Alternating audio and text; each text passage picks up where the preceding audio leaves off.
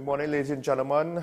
This is Talking Point. My name is Sean Michael Small. I am joined by my co-host, Mr. Keaton Shah. It's a beautiful Tuesday morning, despite the fact, Keaton, that we have a Met Office yellow level adverse weather alert that's going to be in effect until Wednesday night. Which is ironic. Yesterday was, you would have thought with a weather alert, it would be more like yesterday and not like today. I mean, the sun was out. It was shining bright. You know who else is shining bright? The Saudi Arabian men's football team. I believe they just wrapped up Argentina. Let's start with one at a time. So we don't usually start with sport, but good morning, ladies and gentlemen, and welcome to Talking Point this morning. Thank you very much, Sean. I also must apologize yesterday for having missed the remainder of the show as I left halfway through again. Unfortunately, my illness is causing some difficulties, as you can tell. Please excuse me. But I'm here. And thank you very much to Sean, actually, for holding on the fort. He's been tremendous. Need I say less? Need I say more? However it may be, he's been absolutely phenomenal as a co-host, a colleague, and as a friend. But as we started off the program, Saudi Arabia just made this a World Cup. Argentina, who are one of the favorites, the other team being Brazil, to win the World Cup. In fact, people, since the World Cup started, you know, the World Cup goes on throughout the 4-year period. This is just the World Cup finals, right? The predictions are an Argentina-Brazil final, or at least hopes for an Argentina-Brazil final. I have no clue what just happened, what we just witnessed, besides the fact that the Saudi Arabian goalkeeper was phenomenal, absolutely fantastic. And I'm wearing blue this morning, not because I support Argentina, I'm actually an England fan. This is just a mere coincidence. But I'm absolutely stunned. The Argentine fans are stunned, the Argentinian team are stunned. Oh, the coach looked extra stunned. I think everybody here at WSN is stunned. And by the way, Trinidad and Tobago has an army of Argentine supporters.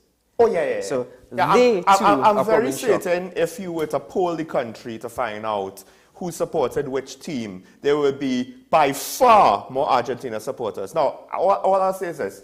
I don't know that much football, but with regards to competitive sport... No, hold on. In your terms, you don't know much soccer. You know a lot about football, but not soccer. In English terms, I don't know a lot about soccer, because soccer is an English term. But anyway, I will say this, with regards to competitive sports, I don't know if this blows it wide open. Maybe it's a matchup thing. Maybe it's not that Saudi Arabia was great. Maybe Argentina is just overhyped. So it's hard to tell with just one game. But I do want to think like you, that, hold on for a second, some of these other teams that are here, you know, they're here to play. And they have a chance. This is not just, you know, the favorites from either South America or Europe, and then everybody is just there for their participation trophy, like what happened with us way back when, right? But that might not necessarily be the case.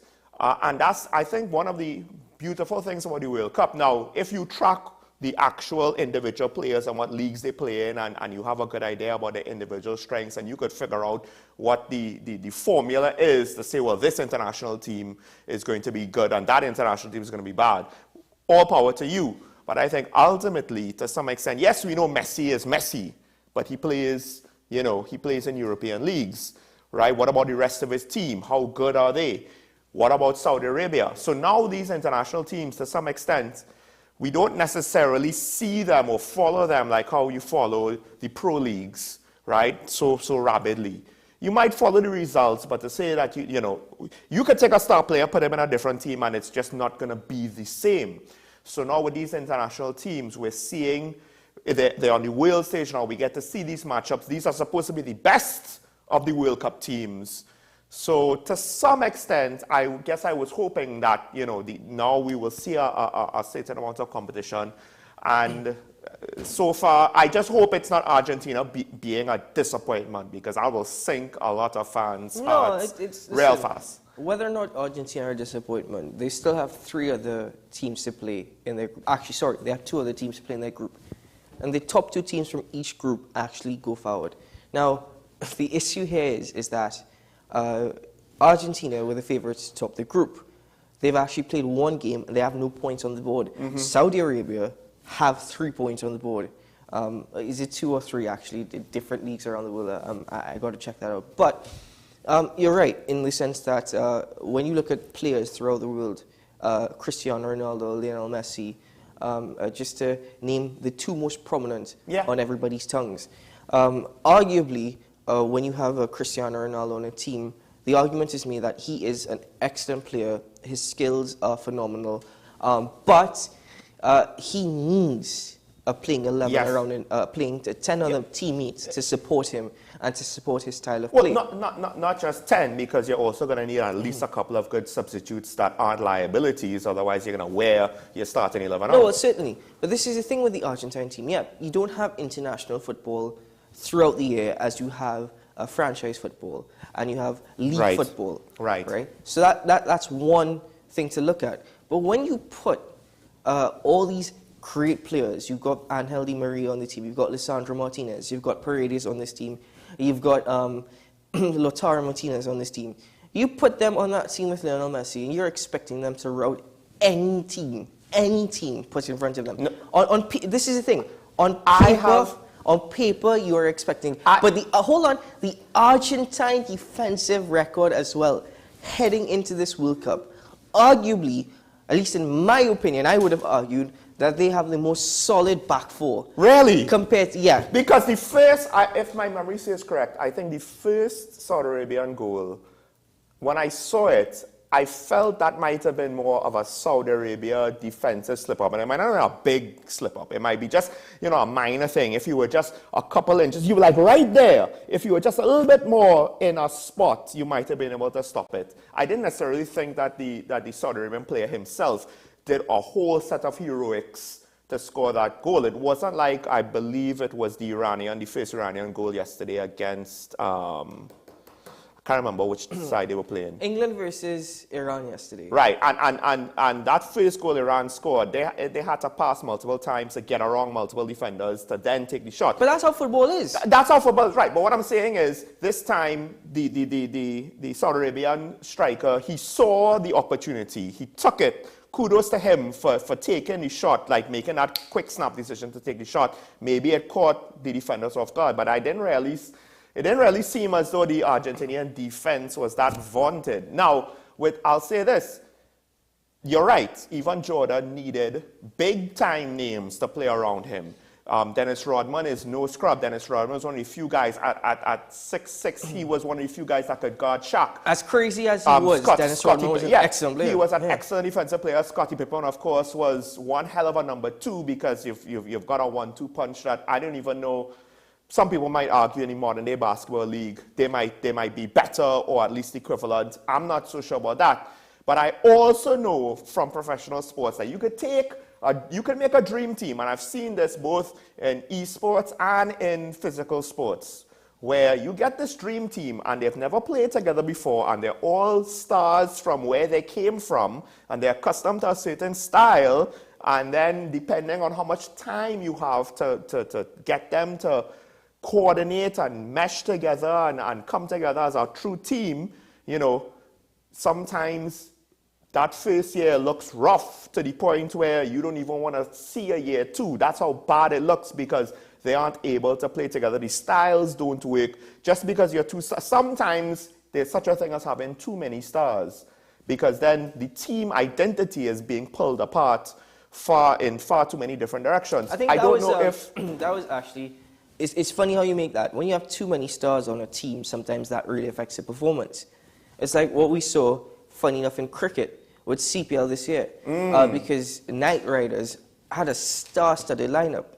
They had Nicholas Puran still on the line, Kyron Pollard. They had Andre Russell. They had Colin Monroe on their team. They had an excellent team. You have all these star players that you squeeze into one team, and there's no balance. Because all of them were more or less hard hitters. There was no balance. And sometimes that can happen in football as well. But as I said, this result this morning really took the world by surprise, took everybody by shock. Listening to actually on the radio coming into Port of Spain. The one thing I do have to wonder, because as far as I'm aware, there's never been a World Cup in a desert, either the Middle East or an equivalent desert nation. So while the stadiums are air conditioned, except I believe there was one, it might have been an incumbent stadium, one I was there before. I don't think there's one that isn't air conditioned. I could be wrong. But even with the ones that are, to what extent is that helping the players not from the Middle East deal with climatizing to the region? Because home field advantage from weather, depending on the sports, right? Not all sports have to face this. I would imagine with regards to football, when you're accustomed to playing in a certain European weather, right? Because there are various degrees, you know. Of course, England will be more rainy and cold. Southern Europe might be a little bit more sunny and warm, right? But the desert is completely different to that. So to what extent now is that helping? Because depending on the conditions of the environment, that will affect your conditioning on the field. Put it this way, I've actually heard from players that playing in an air-conditioned stadium is a bit different from the fact that for whatever physics may actually solve this mystery, the ball has a lot more pace. So it comes at you a lot quicker and you have a lot more power in your shot, simply because for whatever reason that may be, I don't know. Like airflow, air resistance. Whatever that may be. It's probably but some complicated you see, physics. the thing is, it shouldn't affect players that much because, yes, this is a team from Argentina with the majority of their players playing in Europe. But at the same time, you've got a Saudi Arabian team with many of their players playing in actually Saudi Arabian league. The thing is that it's hard to make that argument when you see yesterday England winning this game 6-2 against Iran. That's a good point. All right, don't get me wrong. You also have to look at the teams. You're looking at Iran versus England. But then at the same time, that argument is being made of Argentina versus Saudi Arabia. So an interesting thing, a lot of people are probably too old for this, but in esports, video games that are played competitively, the parameters of the game changes, and because of that, teams that could adjust quicker tend to have an advantage when it comes to international tournaments. Now with the World Cup, while yes, you're right, England, it looked as though they were fine. Maybe they were able to just naturally adjust to these set of circumstances easier than the Argentine team. I mean, at this point, of course, the coaches will know. We ourselves, as just casual observers or fans, you know, half a world away, we're not necessarily going to know for sure. But I could see a world where, for Argentina, because with professional sports, the margins for accuracy, you know, whether you're throwing a ball, whether you're kicking a ball, whether you're shooting a basketball, it can be very, very, very specific, especially in heat of competition. So I could see where all it takes is just a little bit. I mean, that goal that was saved by the defender's header. What if he was right? But he was like perfectly positioned to head that ball. What if he was a little bit too much to the left or the right? Would the save be as effective? You know, we don't know. You know, a couple of times when the goalkeeper saved the ball, would he have been able to reach that ball, or vice versa? The Argentine goalkeeper might have been able to reach a ball that he did not reach. Listen, according to one of our directors, it's pure luck. Sometimes that's just how it is in sports. So that's what football comes down to, luck? No, it doesn't come down to luck. But just to give you some statistics, because you know the statistics are coming out now. Argentina actually have been runners-up to the World Cup 3 times, 1930 and 1996, if I'm not mistaken. I'll get that for you right now. No, 1990 and 2014, of course, that infamous game. How many times they won? Against Germany. They won twice. But not in recent times. The statistic that is on everybody's tongues this morning is that they actually have been knocked out of the group stage before in 1933. And guess what? It's possible now. They've lost to Saudi Arabia. It's possible. But it's a World Cup. Anything is possible. Who knows? Argentina might be in the final. Who are the other two teams in their group? I've got to look that up, actually. But all I can tell you is... Okay, well, we'll get that one after the break. Denmark, Tunisia starts at 9 a.m. But you've got talking points until 9:30, so don't switch over until then. That's right. And very, very much so, the game I'm looking forward to today is the game at 12 o'clock. That is the game I'm looking forward to today. That's Mexico versus Poland. Certainly a game I'm going to be watching. We'll be right back on Talking Point after this.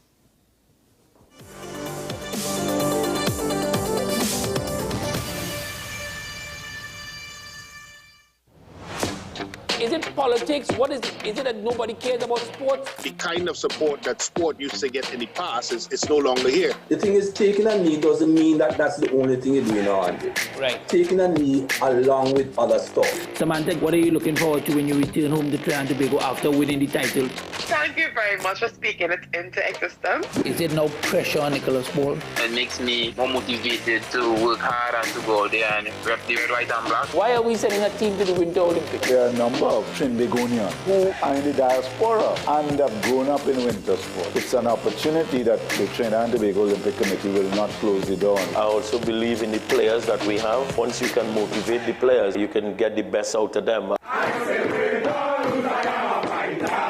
Whether it's a room for 1, 2, 3 or more, there's a room waiting with the ocean view almost to your door. Cocoa Reef Resort and Spa, the perfect getaway when you don't want to travel far. The Cocoa Reef Resort and Spa, Crown Point, Tobago. Call 639-8571 for your reservation. Make every occasion a sparkling celebration with Rosabella alcohol-free wine. Toast cheers with hourglass rings. Rosabella, live life with Rosabella sparkling drink. Celebrate! Your Christmas is safe with us at PCU. Police Credit Union. Police Credit Union. Your Christmas is safe with us at PCU. Police Credit Union. PCU. Police Credit Union. Get an easy zero-interest Christmas loan at Police Credit Union today. Borrow up to $25,000 with affordable monthly payments. New members, you get up to $10,000. No interest, no installments until January. Apply online at www.policecreditunion.com. Loan subject to credit approval. FanZone, your reliable, authentic supplier, has just gotten better. You can now visit our website www.fanzonett.com for your authentic wear and collectibles. The only place where you can use both your Visa debit and credit cards. Visit our website fanzonett.com to make your purchase today. Living in victory every day. Inspire, motivate, encourage, hope. It's about topical issues. It's about everything that you would want to know about hope, about life. At the end, you're going to say, yes, if he can do it, I can do it too. If she can, I can do it too. No matter what they say, living in victory every day. Nicole Lawson Live, living in victory every day. Every Sunday at 8 p.m. and Wednesday at 4:30 p.m. on WESN.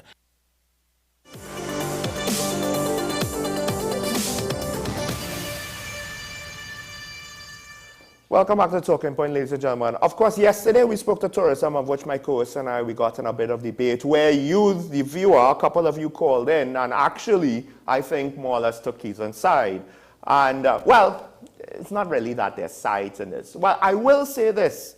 I do have to say there's a new article today in the Newsday where it seems as though the amount of arrivals that are looking to partake in entertainment activities, tours and whatnot on Tobago from the latest cruise ship arrivals are more or less exceeding what exists with regards to the industries that could, well, whether it's tours or what have you. And the welcome one that the Division of Tourism in the Port of Scarborough rolled out for the arrivals was actually pretty nice, well, just with what few pictures that we have, and it's pretty encouraging. And I think it's a step in the right direction. I do think, though, that the fact that we don't necessarily have enough tour operators and what have you to facilitate all of the arrivals of the cruise ships, that is a sign that we really aren't tapping into the potential enough.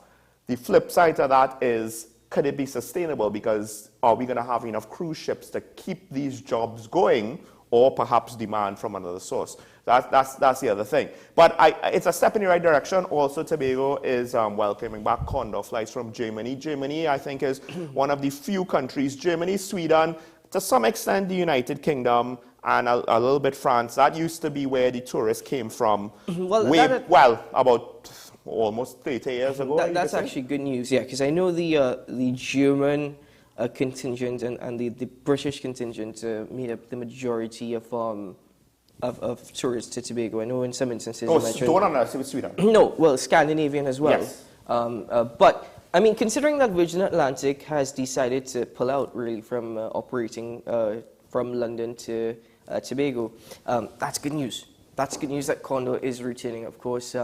Hopefully, again, there are positive signs. Coming into Port of Spain this morning, I saw the cruise ship docked outside of the Hyatt Regency Hotel. Beautiful, massive. You know, if you get a chance, go look at it. Absolutely massive. But as I said, the positive signs. It's basically now, in my opinion, how we respond to these signs is what we do. It's what we implement. It's what we invest in. Because quite frankly, as much as tourism, arts and culture does not get the largest chunk of the budget, you know, any amount of money that you can invest, and again, invest, let me just tell you, the basic definition and understanding is making your money work for you. You know, that is it, making your money work for you. I think that if we were smart enough, if we had a vision, then certainly this is a positive that could lead to another positive. The thing is, though, tourism is driven by the private sector. And the unfortunate reality is it's very hard for an industry to have an overall vision when it is so decentralized into a lot of very small players. Because a lot of the big players, yes, you have Radisson and you have K-Pop, but a lot of the big players, Hyatt, Hilton, Magdalena and Tobago, that's government owned. Yes, the 2 Trinidad hotels are managed by international brands. But at the end of the day, it's not like there's no private stake in that where you're going to have private incentives. You're going to have government incentives. And to be fair, while one could say, okay, the social dynamic is not always the best thing for efficiency, you can't fault a government for giving some allowances for the population to help out. Now, I don't necessarily think that they have a lot of discounts for people with regards to Hyatt and Hilton. But government is not about pushing an industry to be more successful per se. That's just not what it does. I think quite frankly as well, Sean, I think the other side of it, and which really ties into what you're saying, is that government needs to get less involved in the business and the operations of the economy. But also, you need to have a private sector support.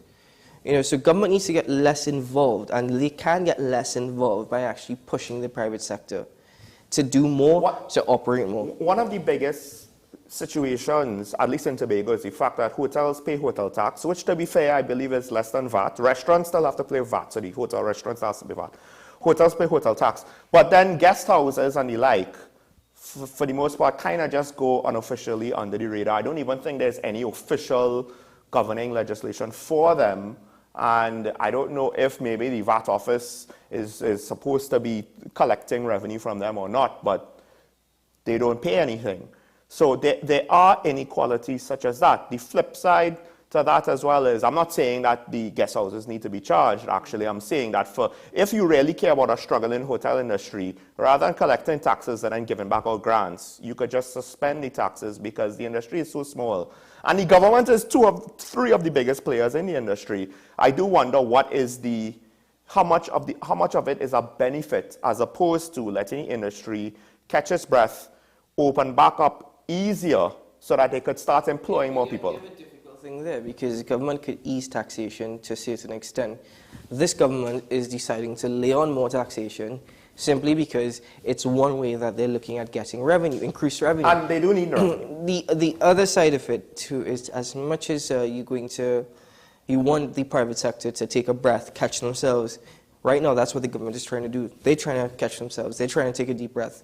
You know, but I hope, honestly, I mean, the most recent visit to Tobago that I made, and I think we went to Tobago last year as well, actually. And the thing is that what I've realized is that across the board in Tobago is a beautiful island. There's a lot to offer. The locals are absolutely wonderful. Some of the friendliest people that you'll ever meet and interact with. And I'm speaking between Trinidad and Tobago. Tobago is by far more the friendlier island. Do not in any means, people might take that as an insult. No, but that's my personal experience. I have seen the reverse, That's- or no, at least I have there's seen the there's a- Tobagonians that could compete with Trinidadians and that's fair enough. And honestly, people will have different experiences. People will be people. But in my experience, I don't know, the hospitality, the friendliness of the people in Tobago and the people of Tobago, it's absolutely wonderful. Where Tobago really, really needs to invest, a simple little thing, and I think I mentioned this to you before, like upgrading their rooms, upgrading the hotel rooms on the island, because you could have so many hotel rooms, but you could have a fraction of that, a small percentage of that could be good, decent hotel rooms. That's what has to... The problem is that the island is not set up for high-end customers. The airlines keep trying to push it, so then the government keeps trying to push that, but it never really pans out. Because you could have all the... so I'm not so sure if we're on the exact same page. When I'm thinking high-end rooms, I'm thinking like high-end luxury rooms, right? The problem is there's no high-end things to do in Tobago. It doesn't even have to be you're not saying that, right? Luxury rooms. But it still has to be decent facilities. I mean, part of it is the island just needs to renovate because it's 2 years of neglect, and that's a business. I never saw hotels look so bad as I did after COVID. Now, just a quick thing to end. There's some stuff in the economy I like to do on a different day. One of the interesting things is, as much as we might be in economic recessions around the world, ironically speaking, in some areas, the job market is actually pretty strong. Yeah. Right? And the money that's available to consumers, despite the fact that there's inflation, is driving inflation further. That's the irony. So it could be that these cruise ship arrivals, they have the extra income and the desire now. I don't want to be in a room on the ship. I want to go. I want to see things. Well, two things. First of all, if you just go back to what we started off speaking with the World Cup, and you see the amount of supporters, the fans that have traveled the world, that's one. But two, a prime example of what you're speaking of is the United Kingdom. The United Kingdom has a problem right now where they have an aging population, as does Trinidad and Tobago. A lot of Western nations. But the United Kingdom actually has a lot of job openings that cannot be filled.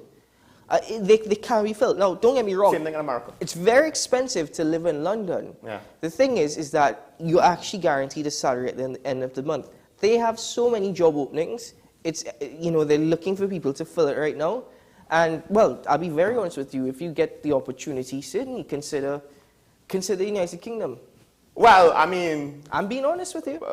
Human capital flight is another potential issue, no more so than in Russia right now. But let's take a pin in that topic there. I do want to start before the break. Of course, the commissioner inquiry was yesterday. So I want to have enough time. It started yesterday. Was it started yesterday, or did we get to some of the meat of the matters? It resumed yesterday, and we got to, we've heard some evidence, essentially. Right. So we have a couple of clips, thanks to our news team here, of some of the audio with regards to what the divers went through. And just before we play that video, I'm being very honest with you, ladies and gentlemen. This is quite traumatic. You followed the story. We all were following the story when this incident happened, and since then we've all been listening to the families, to the various companies and bodies involved. And I warn you, if it is that you may think this would be too traumatic for you, please mute your television or switch it off actually at this time. This is quite traumatic, so viewer discretion is strongly advised. Okay, so let's go with the first one that we have lined up here. Let's play the clip.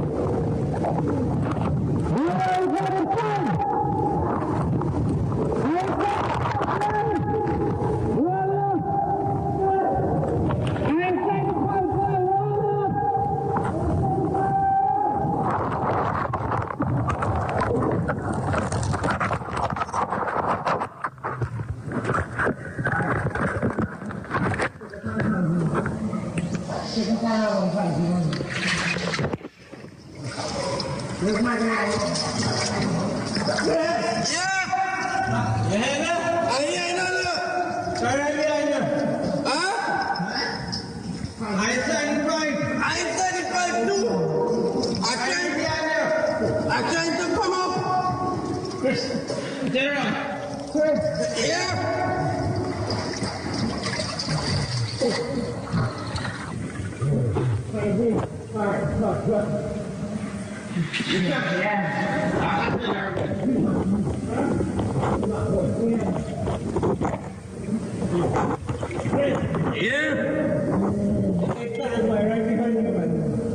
All right behind you? You're right behind me? You don't know when to come up?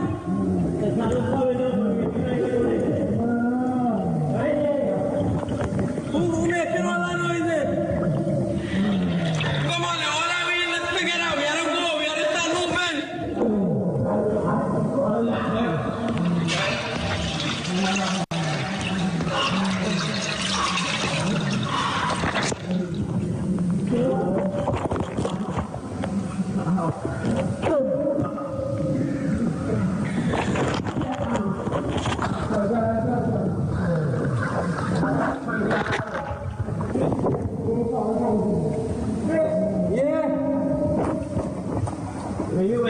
I don't know why I'm trying to come up. Trying to come up.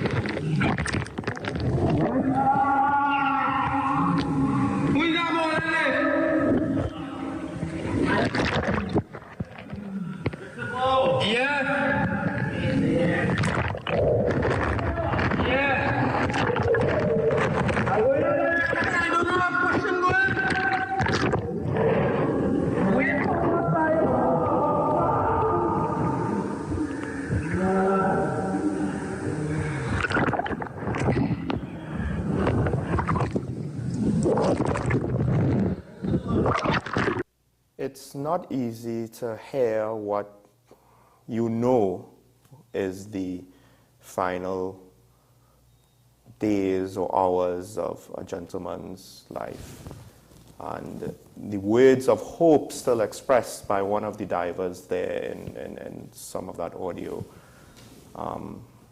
It's not easy to have to realize or to be put yourself into that situation. But it happened, and now what our concern should be, because we can't turn back the hands of time, is what is going on moving forward. We'll speak about that and more when we come back from the break. Give everyone a chance who turned away to come back to the show. When we return on Talking Point, Sean Michael Small, Mr. Keaton Shaw, we'll be right back.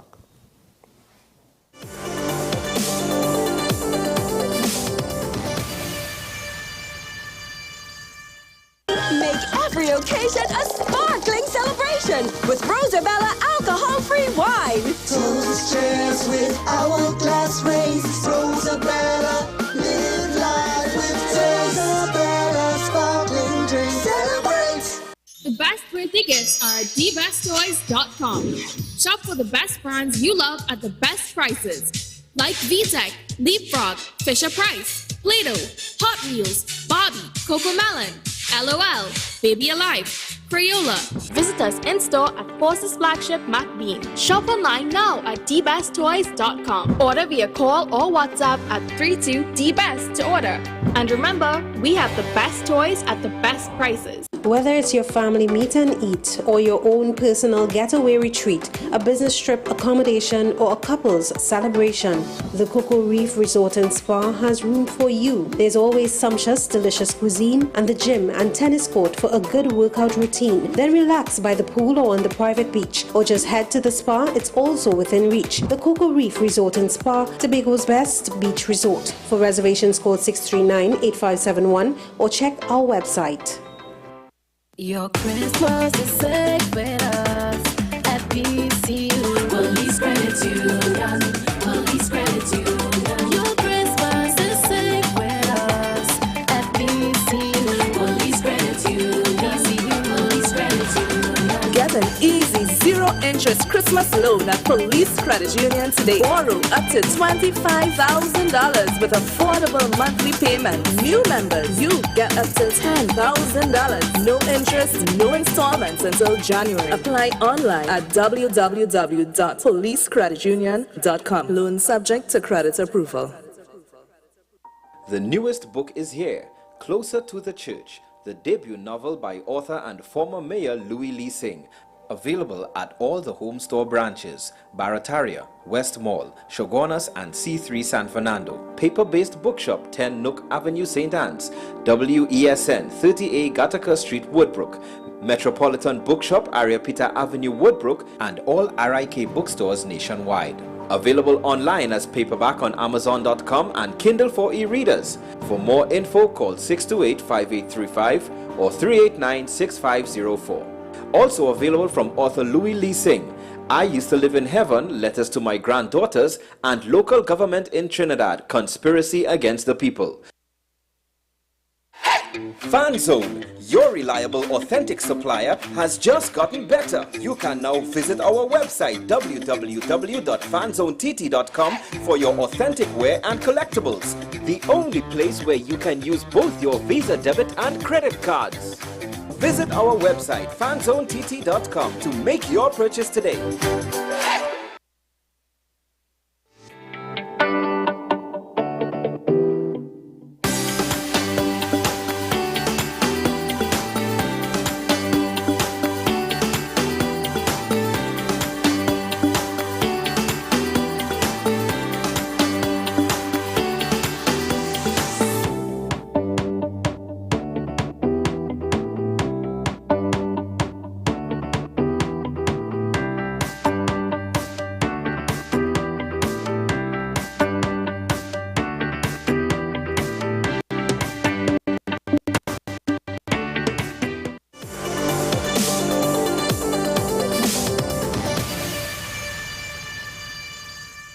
Welcome back to Talking Point, ladies and gentlemen. And of course, the Commission of Inquiry into the Parry incident is now ongoing. Yesterday, they presented some recordings, some video, mostly audio only, of the divers as they were trapped in the pipe. And as before the break, we have one more segment of the recording to play. So as my co-host said, this might be a bit distressing to hear for those who do not necessarily want to hear it for the next couple of minutes. We have one more clip to play. Please be advised, and if you have to change the channel, mute your TV or what have you. So we will play the clip now, and let's have that.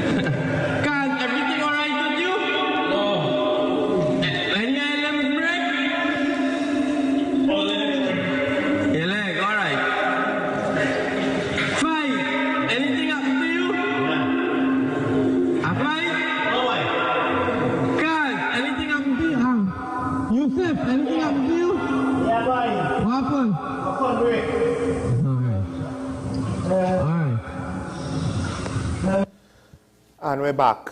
And, well, as I mentioned before, it's not easy to hear some of the final words of a person who does not necessarily, of course, know what is going to happen to him. We know, we have that benefit of knowing, as unfortunate as it is. Keaton, I guess we've heard, my reactions are obvious, but what do you make of it? This is, of course, I believe our second time hearing the audio. Yeah, I think yesterday initially when King's Counsel, Ramesh Lawrence Maraj, actually I said King's Counsel, Senior Counsel, my apologies. I mean, not to get too far ahead. But when he said that they were going to play the recording as a part of evidence and as part of the hearing, I think our initial reaction in the office was we didn't necessarily want to hear it. No. But there's also an obligation that you have to hear it. You know, we are a part of a media house. We're part of the newsroom. We have a daily television show that's based off of current affairs. So sometimes that is the reason, I suppose, that pushes you to actually have to listen to these things. And I think the most distressing part about it is because the conversation between the gentlemen, in some instances you heard them laughing. I think they themselves, I got the impression, I don't think that they were, at that time, thinking that this is their final time, these are their final moments. And I think that is what's distressing. Because you hear in some instances them laughing, you hear Christopher Boudram, the only individual who survived this tragedy, and he is going to appear before the Commission of Inquiry today, actually. You hear him saying, listen, we're all in this together, come on fellas, we have to go. You know, we're in this together. And it's heartbreaking. You know, I thought of the families actually yesterday, and it haunted me last night when I thought about it even further, the fact that the families have to listen to this again. Yeah. You know, and many questions are obviously being raised, even as the Commission of Inquiry is going on. It's been so many months since this happened. Similar questions as to when it happened, but now we have a OSH report that has given its findings that both LMCS and PARIA share fault in this, and also another report that was commissioned, an independent report that was actually commissioned by OSHA TNT, also found that both PARIA and LMCS shared responsibility in the events that led to this accident. Mm-hmm. You know, we're hearing details that how the diving equipment, it was inadequate and not, you know, what was required for an operation such as what these gentlemen were carrying out. So overall, it's I think, to me, as I said, you know, the recording was not what I had expected in terms of you know, hearing the gentleman laugh in some instances. Yeah. One individual, I believe it's Yusuf Henry, stated that his foot was broken. Yeah. But could be because of the pressure. And in some instances you're hearing groans and moans. But you know, it wasn't to be what you initially expected. And I think all of that, when you put all that in your mind and you analyze it, it really is disheartening. It's traumatic, and my heart, I can't stress this enough, my heart really goes out to the relatives and the families of these divers for having to listen to this once more. Because if that all those present yesterday, including Ramesh Lawrence Maraj, and you saw it on his face, and all those present as part of the Commission of Inquiry, when you saw the look on their faces, when the recordings had ended, that alone tells you, and my heart really goes out to these families. So there's something about TNT where, yes, okay, you're going to have corruption and all of these things, right? Various levels. People could be lazy. Not everybody is hardworking or diligent. Not everybody has, you know, perfect ethics. Fine. But there always seemed to be like a hard line that we as a society just did not cross. And one of those, and basically it's anything that will cause death or a major accident, right? So we can complain about Caribbean Airlines all we want. How many major accidents have we had? You know, at the end of the day, our safety record is basically no major accidents with fatalities. We've had some accidents, but, you know, people were able to more or less walk away, right? And now we have this situation here. And of course, the accusations are going back and forth. So as much as OSHA is saying, well, both have some responsibility, that doesn't necessarily say, you know, is it 50-50? Is it 90-10? We don't know, right? What exactly that means. So LMCS and PARIA, they're both saying the other party is to blame for this. I think for me, however, there's two things that I really need to know. And to some extent, this clip does answer some of my curiosity as to how exactly could they have survived. The autopsy report is giving us, the two different autopsies gives us different estimates, but the longest one I believe might be as much as 4 days, 3 days in the pipe for one of the individuals, potentially, right? It's at the end of the day, I don't know if we'll ever know for sure how long they were alive in the pipe, but I think both are saying that they were there for at least several hours, if not a day or more. Now my question is, one, yes, what went wrong to cause the accident? But for me personally, I really, really want the questions as to why were they rescued? What possibilities for rescue, just in general, and then what possibilities with what we have available were practical and available, and if, because we don't know, there is a world where we just didn't have a way to rescue them safely, and it could have caused them more harm than good. But these are the things that I really would like to know, because I think, going back to what you said, it didn't sound like they were panicking just yet. But that could be because at the end of the day, it's a pipe, it's water, they got sucked in, you know, basic thinking would expect. And it's a question I have, why isn't it that they couldn't just go back out? I'll be very honest and with it's you. more complicated than that. Well, it is a bit more complicated, and quite frankly, like I said, a commission of inquiry is finally taking place.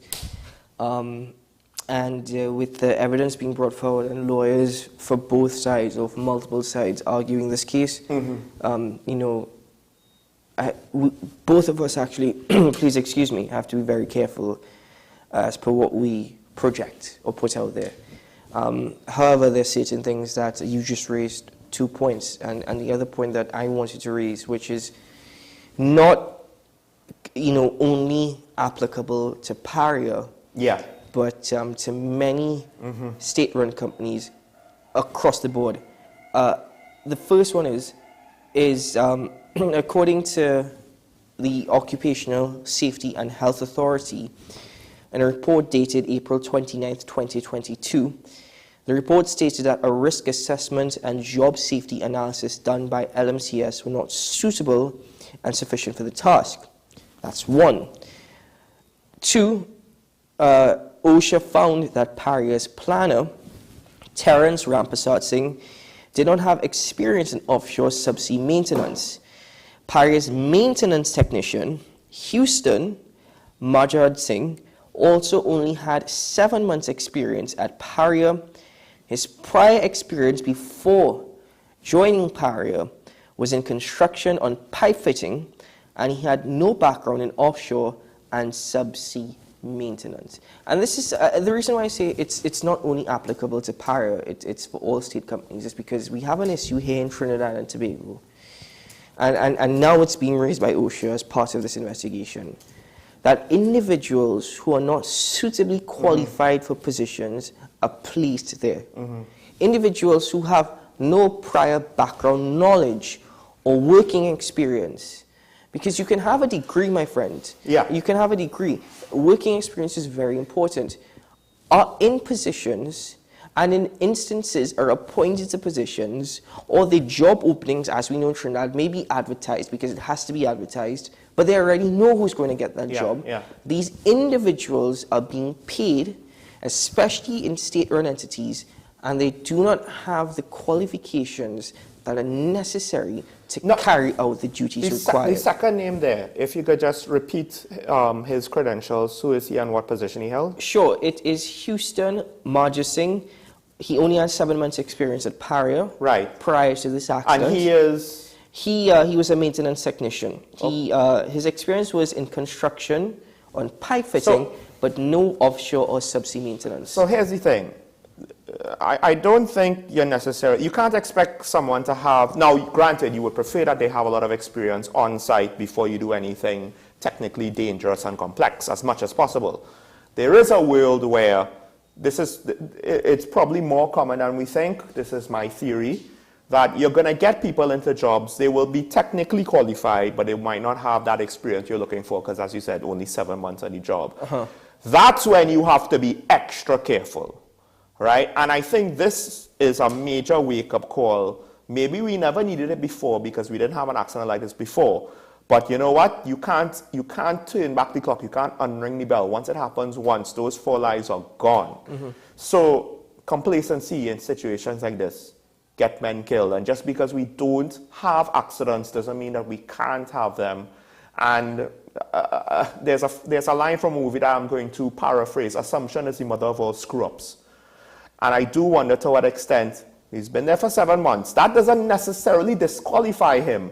But you have to be extra careful and extra diligent when you don't have, you're not there for 20 years, you don't know the ins and outs. Have you dived down there? Do you know what it is like completely, explicitly? And I just like to state for the record, in no way, the 2 individuals whom I mentioned and who I called, I'm quoting from the OSHA report from April 22nd. In no way whatsoever am I laying blame on these 2 individuals. However, as detailed in the report, and as I mentioned, it's applicable across the board in Trinidad and Tobago. I'm not speaking for any other country, but across the board. In instances like this, you see the deficiencies.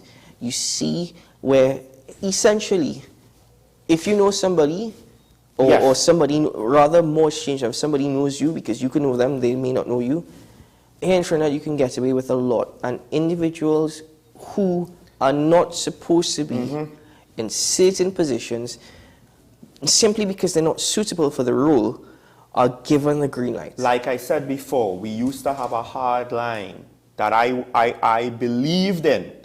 No matter how much stupidness we do, we're not going to be so reckless as to cause human life to be lost. And that line was crossed with this incident in particular in a major way, because not only was the accident lethal to more than one person, but the responsibility of it, we have accusations flying. Now granted, the OSHA report says that there might be more documentation where the gentleman, they did all that was reasonable in the situation, and the negligence could come not from hiring people that weren't capable of the job, but rather their hands could have been tied, somebody else's hands could have been tied. So there's a lot to unpack. So we're not putting conclusions onto this, but Keaton and I were just pointing out areas of concern and lessons to be learned to prevent, hopefully, this from happening in the future. Now, a wider thing, of course, I think is this is an example. Yes, not every situation is going to be life-threatening, but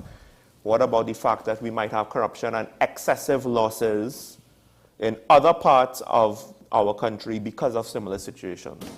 And as we conclude this topic, and we head to our break, I need to remind you that the Commission of Inquiry continues today, and the lone survivor of that tragedy, Christopher Boudram, he will appear before the Commission of Inquiry today to give his account as to what happened on that tragic day,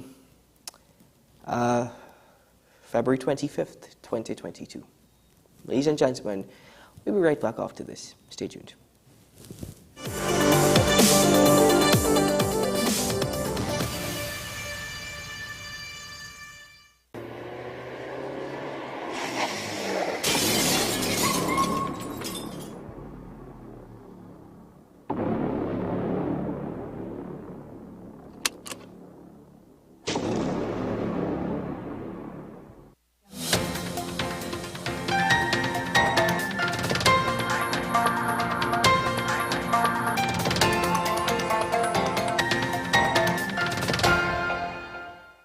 Here is your WESN News on the Hour. I am Marquise Akers. Thanks for joining us. Here are the headlines. Graphic audio details ordeal faced by divers at Commission of Inquiry. Man murdered in Sham Flare. Electrician granted $100,000 bail for sexually touching of girl 3. And internationally, Indonesia quake death toll rises. Now for the details.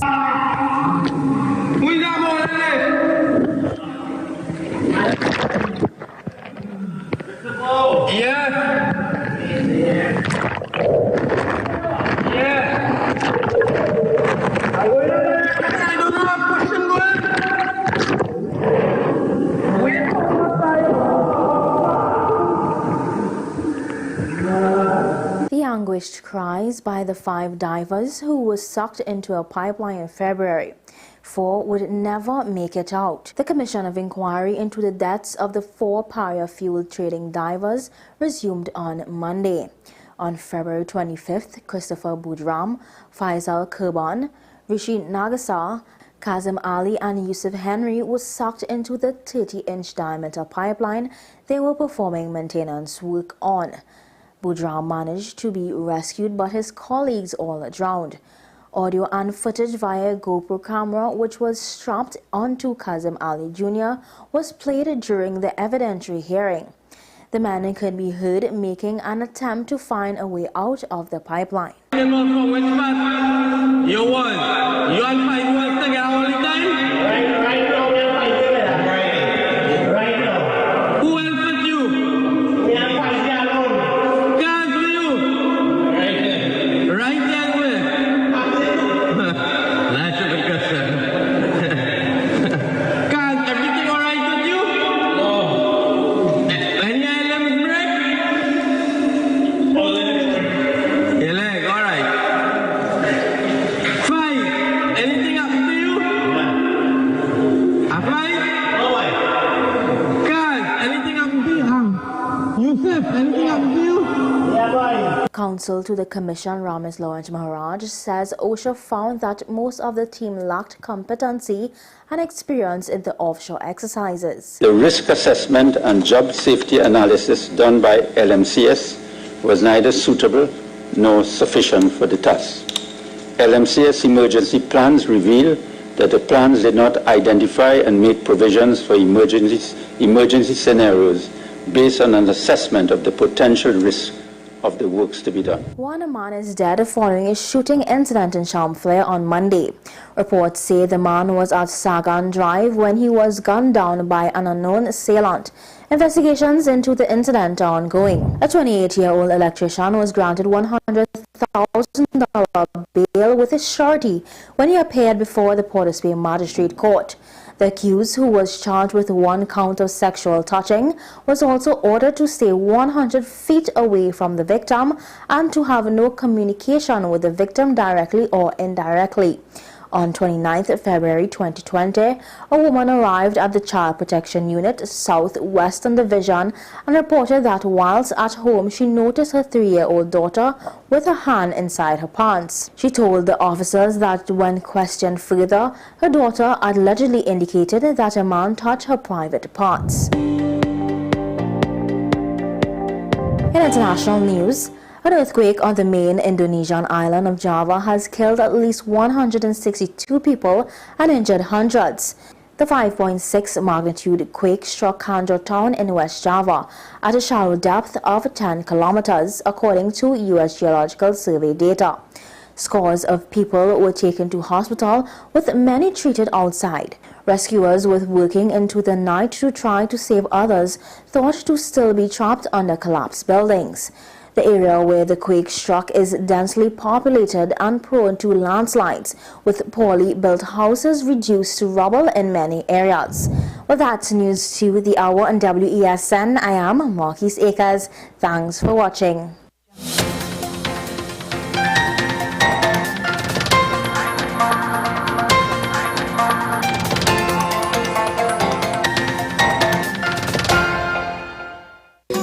Take some time for yourself or spend some time with the family at Sandy Point Village Hotel. Enjoy our various studio and suite apartments, self-contained with their own kitchenettes and Wi-Fi. We also have our famous 100-foot swimming pool and our beachfront restaurant, the Steak and Lobster Grill. And our location in Crown Point puts us near the center of activity from the nylon pool to the local nightlife. Call us and make your reservations at 639-8533, 389-2378 or email us at sandypointvillagehotel@gmail.com.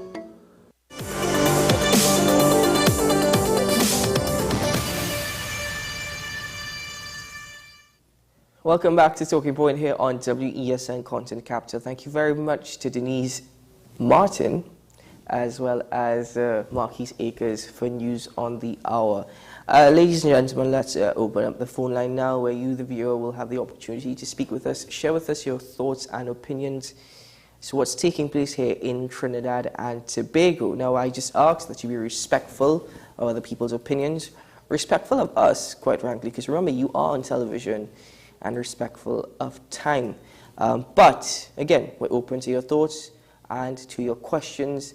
The number's on your screen. Call in and join us right now on the program. Sean Michael Small, you know, as much as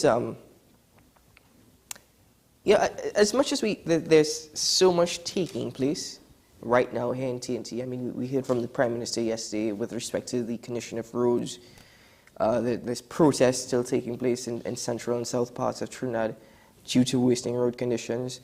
And the Prime Minister is now indicating that roadworks over the last 2 years were not a priority.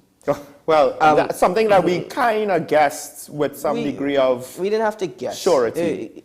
No, we didn't know officially. We didn't have to guess. We didn't know officially, but we could add it was context a reasonable assumption. We will add context to that statement very shortly, but we do have a caller on the line with us from San Fernando. Good morning, caller.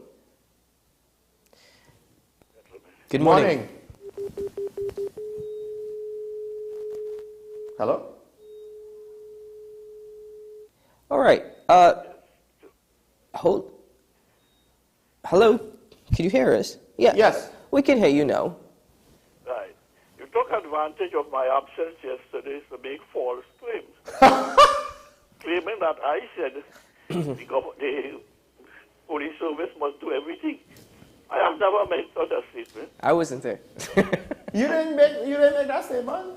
I never have said that. In fact, I have never heard one of your callers make that statement.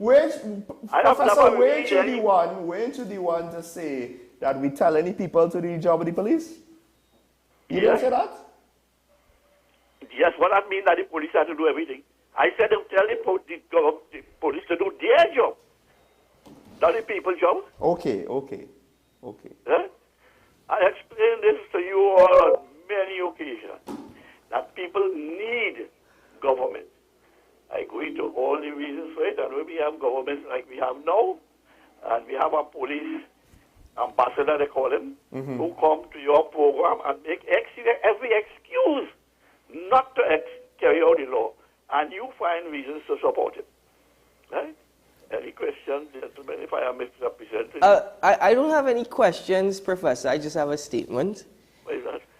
You missed the show yesterday, but I'm glad you were able to catch the repeat and then call into this morning. I listened to the repeat. Yeah, I'm glad. I must say, you listened very carefully with every detail. I don't want to get... Like you, I do everything carefully. Oh, good.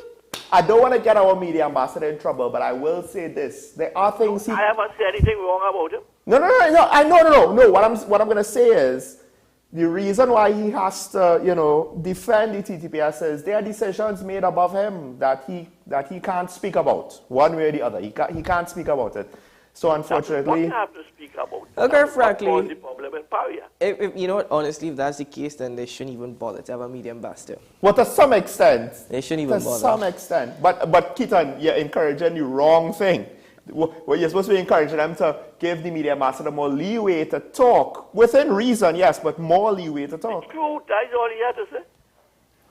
Thank you, Professor. If the truth, don't come send the fella higher than he. Well, I think to a certain extent you're right, Professor, but thank you very much for your contribution. Thank you very much. We do have another caller on the line. Sorry, we have to cut you. But thank you for calling in. Oh gosh, he came in hot and ready this Professor is ready to defend himself. We have San Fernando on the line. Good morning. Morning, gentlemen. Morning. You know, this barrier debt issue. My issue with this whole thing is, well, a couple issues. One, based on what has been in the public domain so far, it tells you there was a serious issue of knowledge transfer that was lacking.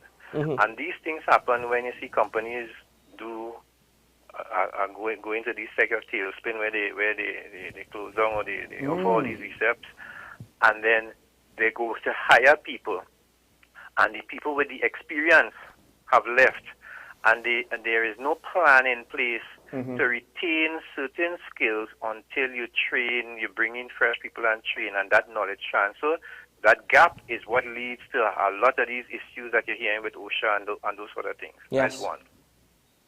My other issue is this, and from knowing the industry, especially down there, what needs to be looked at, and I don't know if in this inquiry, what I said it needs to be looked at, is relationships between personnel and contractors that also contributes to a gap.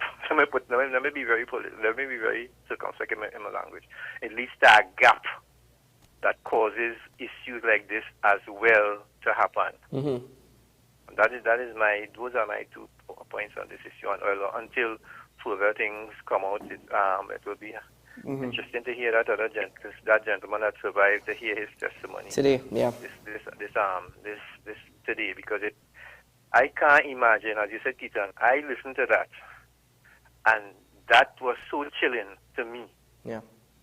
To hear that, and based on what Mr. Maraj had said, based on the estimated times of death from the coroner. Yeah. There's a huge piece of time there where seemingly nothing happened. That is my biggest worry. Sir, excellent points, but let's not mince our words. Those men suffered. Yeah. Yes. Those men suffered. Thank you very much. Thank you, caller. I think it goes back to what Karen said when this initially happened, our conversation. We could only speculate, but there's no speculation that says that it was an easy way to go. By no means at all. No way. There's no means at all, wasn't it? There's no version of that event. We have a caller on the line with us from Currap. Good morning, caller. Good morning. Yeah, good program. I don't know what this topic is really about, but good program. I just want to put in my 2 pieces. Sure. The whole system in Trinidad and Tobago, I believe, is no accountability for your action. Right? Because, for example, somebody in Wassa get a contract, they may have a little connection with somebody within the same Wassa who have a backhoe or whatever. They pick up the road, they come to fix the hole, and in a week or 2, that same hole leaking again. You right? They come back to fix it again. You right? Yeah. No accountability. Also, I want to say,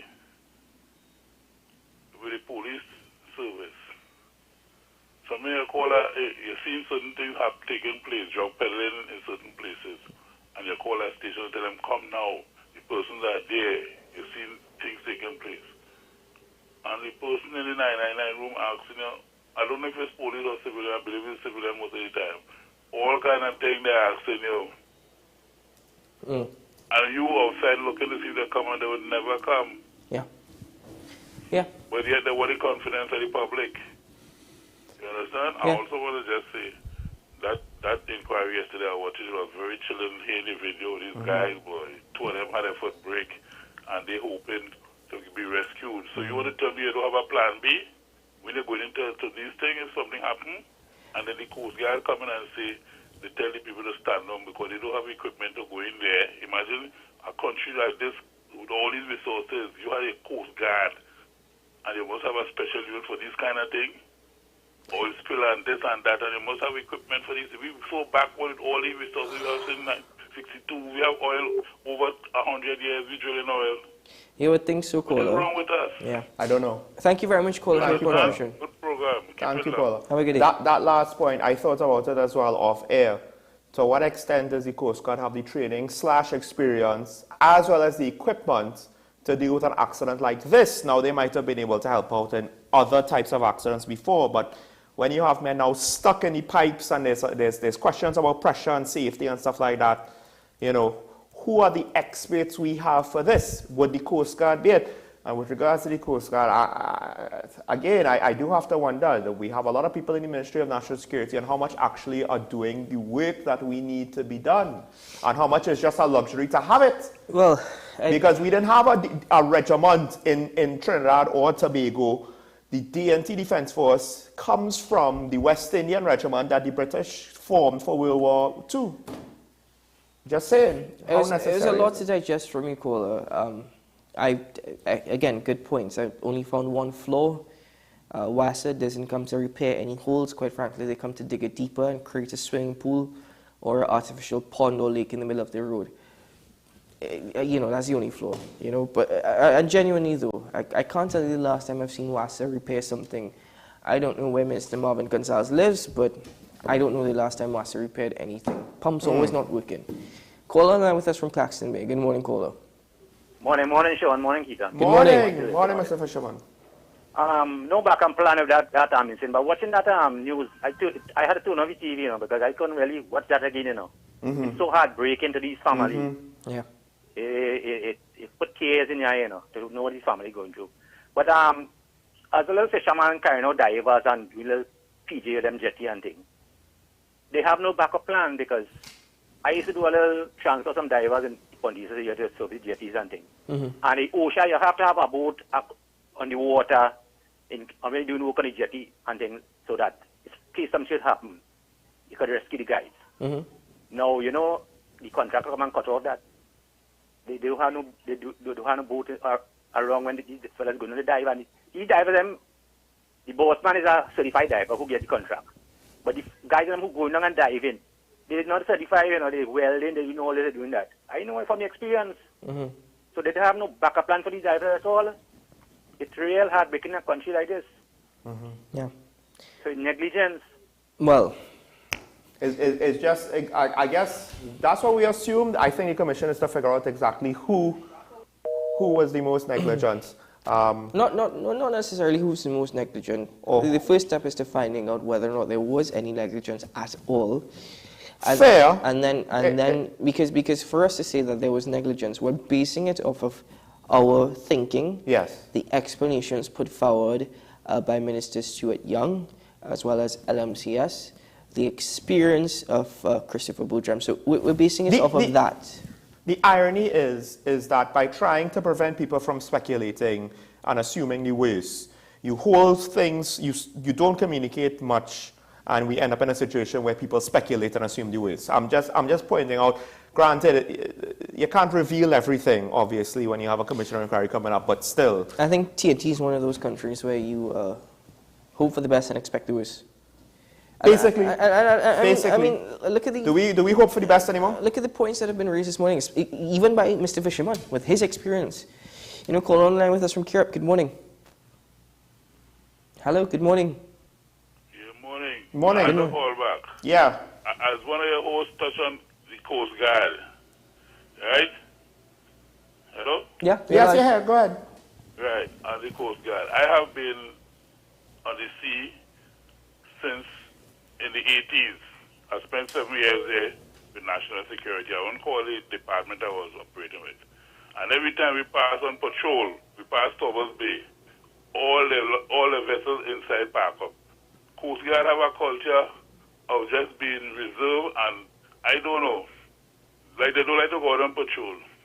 Yeah. The only time they're out there is like if someone in high authority missing at sea, you see they have air guard and they launch searching.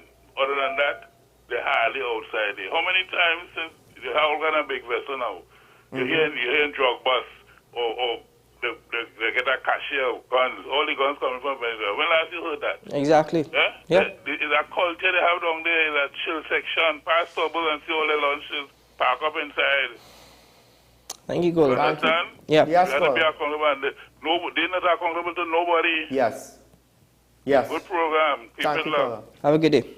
and the irony, of course, is, caller, you're not the first one to say or to infer some similar sentiments with regard to the Coast Guard. I think what Mr. Fisherman once spoke to us when fishermen were thrown overboard Yeah. due to pirate attacks in the ocean. He Yeah. says they called the Coast Guard, and the Coast Guard said they had no resources to get to them. They had a fuel. Right? Always the case. If it's not that they have no fuel, then the boats need maintenance. If it's not the boats need maintenance, then I don't know what the other excuse is. Right? But we know, at the end of the day, we know that one of the biggest holes with regards to our COVID response is, sure, all you nationals, you can't fly home, but the border's still jamming. The border jamming still. The illegals jamming still. We know that. And they were getting in. And even, speaking of how else Delta got here? Border, right? Or Gamma, which one, I forget. We have another caller, guys? Remember that issue with the TT travel pass as well? Remember that? Call on the line with us from Mayaro. Good morning. Guys. Good morning. Yeah, Keaton and Sean, I just want to say something that is irrelevant to the divers. We got to have the right people in the right place with the right skills, with the right equipment at the right time. Yeah. Now, that's the mission.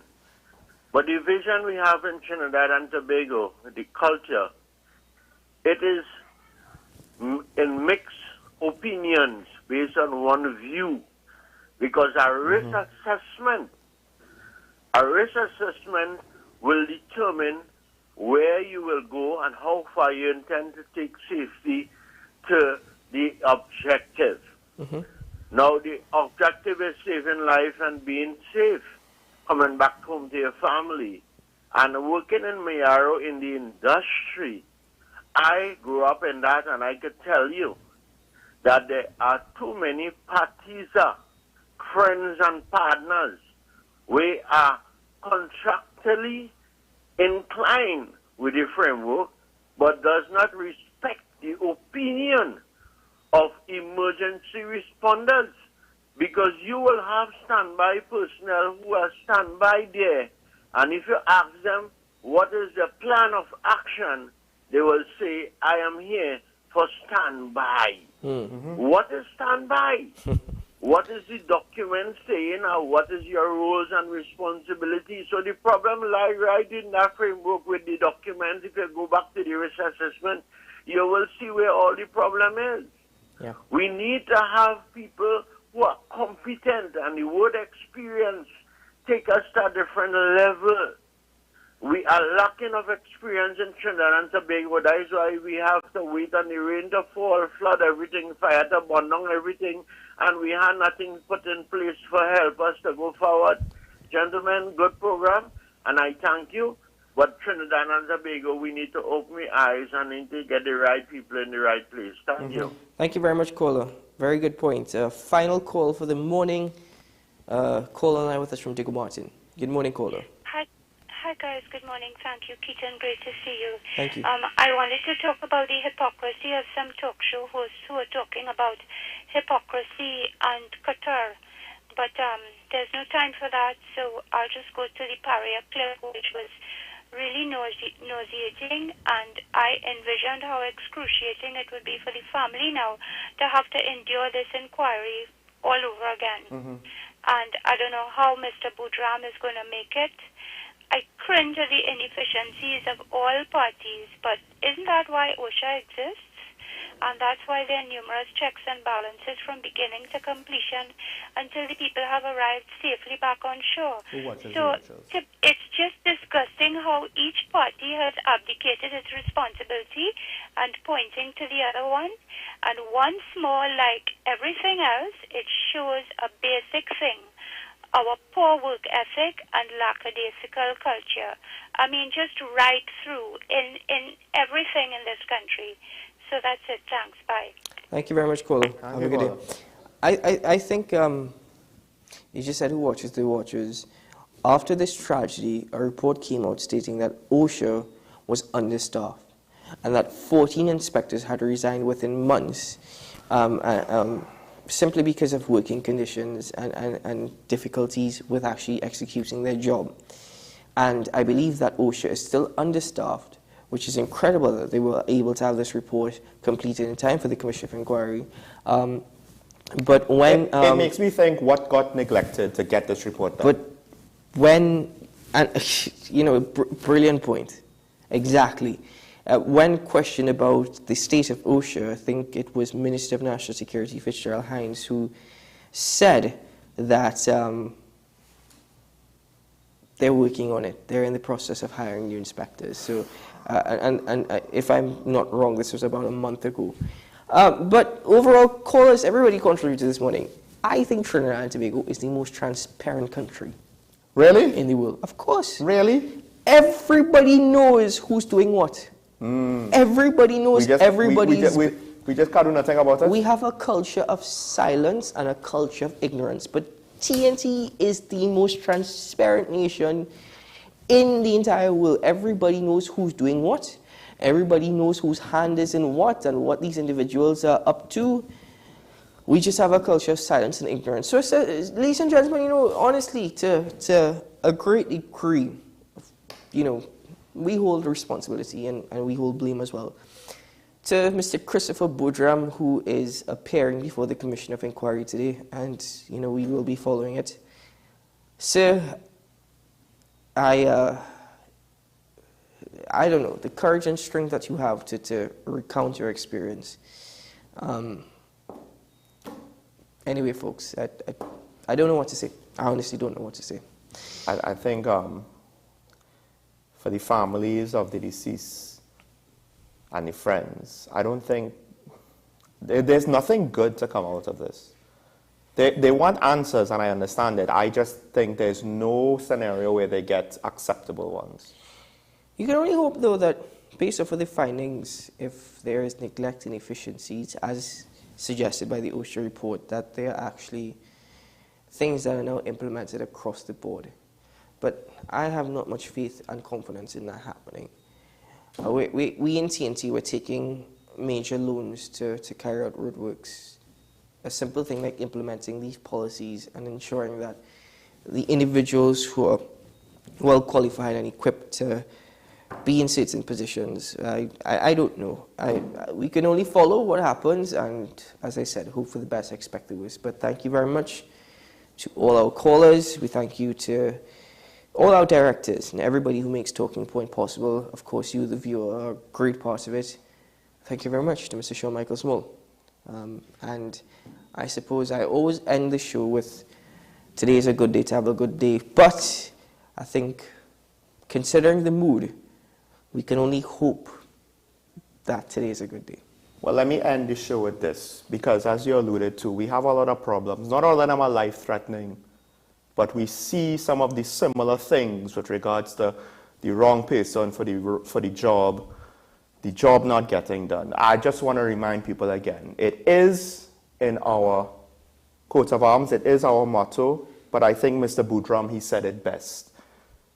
Come all year. We have to go. All are we in this together. Absolutely right. We all in this together.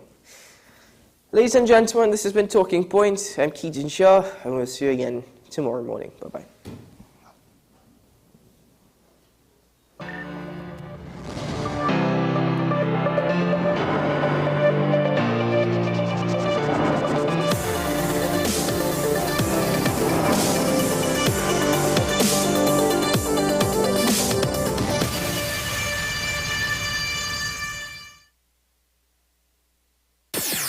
WESN.